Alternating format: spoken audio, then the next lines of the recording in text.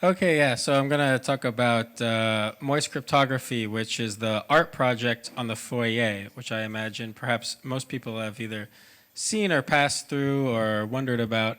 Now, I don't have any slides. I assume everyone has probably seen it by now. Or if you haven't, then it's over there and, kind of useless for me to show you some slides. Maybe I'll give like a very brief overview of it, and then maybe I can just kind of make it interactive and take questions and comments from the audience, so I'm just not kind of like rambling about it myself. Let's see.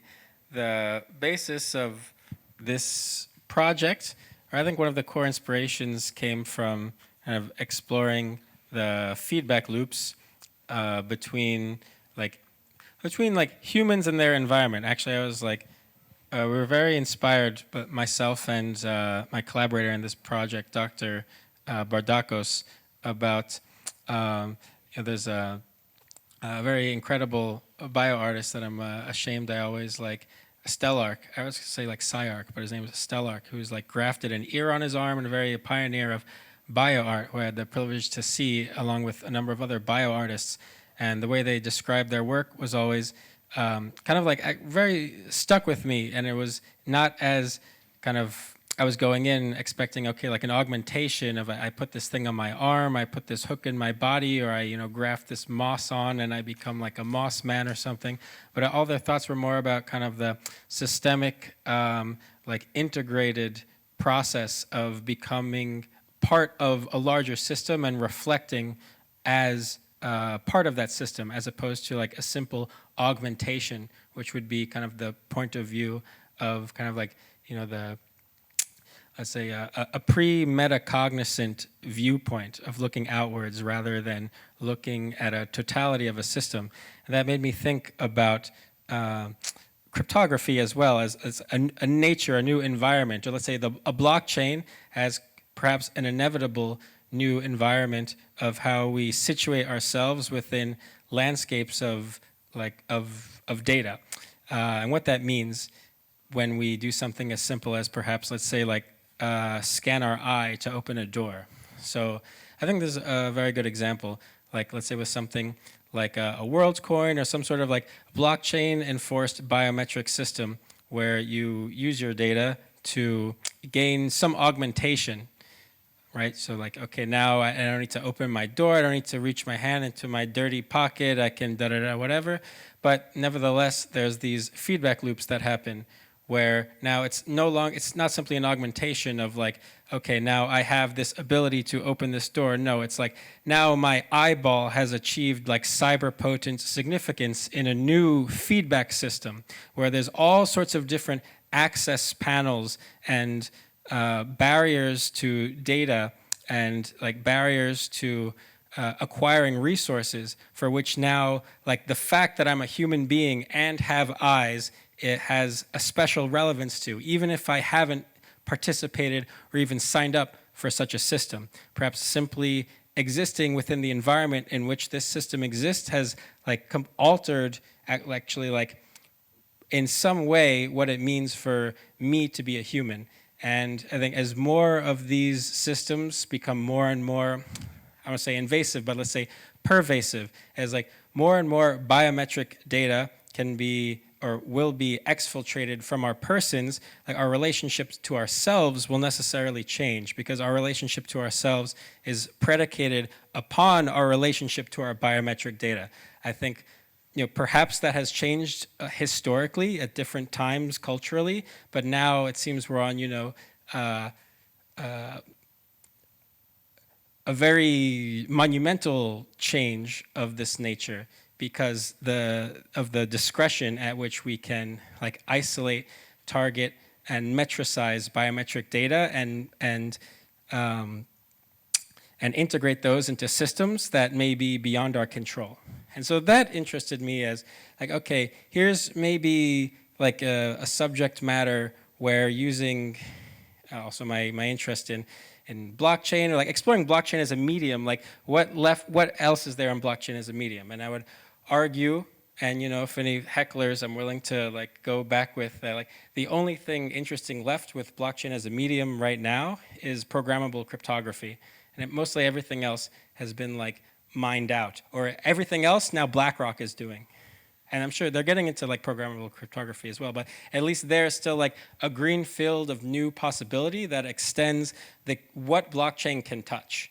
Like programmable cryptography is, like the alien virus that like turns other things into itself. But the other thing is the blockchain, and programmable cryptography can like touch some other off-chain computation and bring it on-chain with the assumptions of the chain. And that's quite interesting. It's like expanding the environment of the chain and what the chain affords as a medium or as a biome. So like computational immutability for one. It's like computational immutability, we're thinking mostly of, I don't know, like currency and assets and rigging our financial system. But more and more, this computational immutability will seep into all different aspects of our lives. And then through the biometric layer is where it seeps into perhaps like the most intimate part of our lives, which is ourselves, our bodies, and our minds. So I feel this is a very interesting area to explore.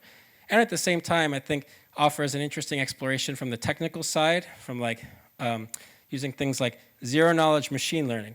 Right now in industry, I find it very interesting. You can apply zero knowledge to a machine learning model, so you can have like a machine learning model run in such a way where like the computational guarantees are enforced and proven on the blockchain, even with some sort of intermediary computational step being occluded from various parties. So now we can like touch neural networks with the blockchain. Right now, it's obviously very expensive to do, and so like the industry use cases are quite small, but I was like, oh, maybe there's like, what can we use this for? And then that's interesting, and maybe art, some sort of creative, artistic use for like zero-knowledge cryptography, allows us to explore its implications outside of its currently limited industrial potential. Although that potential is only limited by like current limitations in the underlying cryptography, and as some sort of Moore's law progression follows, and kind of the orders of magnitude of computational expressivity of zero knowledge increase, we'll be able to do larger and larger neural networks up to and including perhaps one day like a human brain on the blockchain. But at least right now we're like, we're not at GPT-2 levels of zero knowledge machine learning. But that's at least the trajectory. And so that's grounding this project in, let's call it like a speculative futurism of, like what are the trajectories of these technologies? Perhaps, I don't know, left to their own devices, or rather like following their own like logic, what might be some of the conclusions.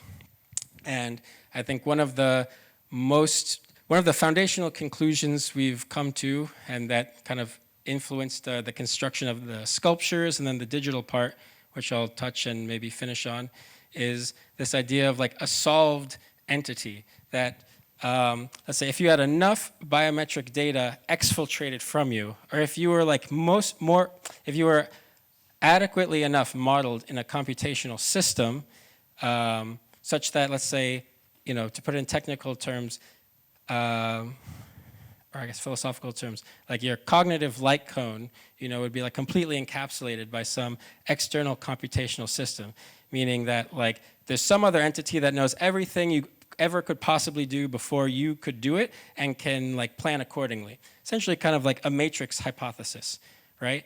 But like I feel like there's a matrix hypothesis is simply, a matter of the availability of data. There's like these little worms that have 200, 300 neurons in their brain, and we map their brain and do all sorts of computational modeling. So are we, do we have that relationship to them? Like, do these worms still experience in their own sense of self some like innate free will, but all of a sudden we have the ability to like completely computationally encompass even like the neural structure of this organism? There's like no way it can breach out of our like possible cognitive containment. Does the worm's experience change? Probably not at all. But its cognitive light cone is, at least from our perspective, or at least we can say it is, has a certain property and relationship. Perhaps that property was already there, and we just need to like kind of discover it. And perhaps that property already exists for us to some like larger system, and maybe that raises some implications as well. So this idea of like a solved entity, to be computationally solved, to be like able to just have your cognitive light cone mapped by some other system. That was interesting to us, of like, what's the worst possible case scenario of like all of your biometric data being exfiltrated. And so that was kind of the inspiration of like the large statue on the floor, kind of lying in prostrate. We call it like the solved entity. That's why, you know, it has like a cable running from one side to the other. It's like no longer, even if it has perhaps maybe nothing from its own perspective has changed, but nevertheless, it's like modeled as simply a pass-through where data goes from one end to the other, or at least like some entity can model it as that. And like, what exactly does that mean? Does that mean anything for the entity itself if it has no idea about it? These are things we're interesting to explore. So that's this level.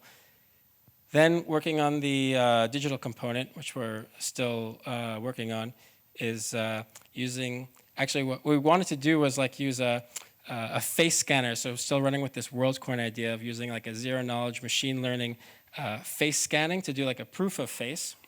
And so you could, okay, provably put your face pixels on the blockchain.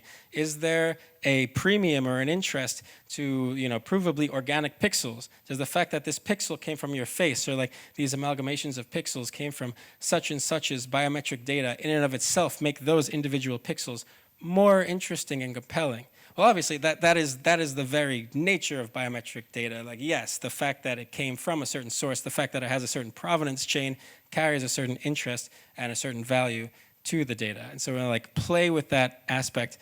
And we realized quite late that perhaps with like whatever, PR laws, you know, that's probably a non-starter with real people. But with like synthetic, you know, AI people that can pass, you know, like a facial discriminator, you know, such a system can be built. We can still like play within these confines. So also like, yeah, playing also, what are like the legal implications of actually using these technologies already is like coming quite to bear, right? In terms of like, who owns the data, who has provenance of the data, you know, who can sue you for use of that data. Actually, these are things we have to be like quite concerned about. And yeah, and the idea is like using this data in order to create some new platform where it's like, okay, I could take your forehead and, you know, like stretch it out and rotate it and take this person's eye and okay, and I can make a little like pixel boat or like something, okay, some composition, but in the end, you could say like all of these pixels, all of these parts have a provenance that's, you know, some like organically sourced, and that there was like a transmutation of the data from people into something new. And perhaps that, whatever that thing that is new, it has a life, has an existence apart from and beyond the sources of that data.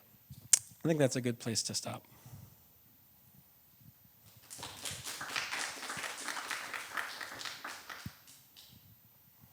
If I don't want to become a node providing data and become a list of metrics, is there hope? Well, I think that's it's like it's a contextual question, right? Is there hope for the flatworm? Is there hope for the C. elegans worm? Like perhaps it's like it has lots of hope because it doesn't even have the capability to, you know, conceive of the amount that it could be possibly controlled. Perhaps in some way that's our condition as well. But is, you know, we're looking at what's like, is there a cause for like relationally excusable existential dread, that there's like some entity out there that could like completely like dominate us through like, let's say, the exfiltration of our data, but that perhaps we had a fighting chance against. If we never had a fighting chance, perhaps that's also quite dreadful as well. But, you know, at that level, maybe we would never know. So your question was, is there hope? Yes. I mean, the hope is to craft an interiority. I mean, that's the other side of the zero knowledge, or like these programmable cryptography, is like if you are some entity, an organism, and you're existing in such a world where your data can be so easily exfiltrated, then like the only way you can maintain a selfhood, let's say, apart from becoming dry exfiltrated of your data is by being moist, having data that is only knowable within your own like autotelic system.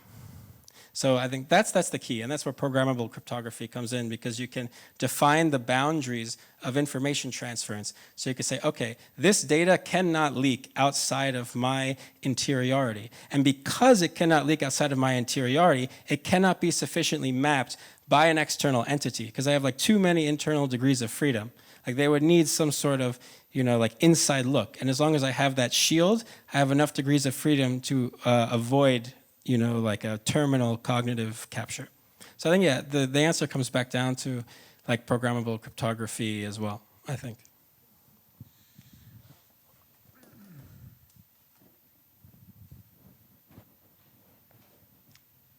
No one?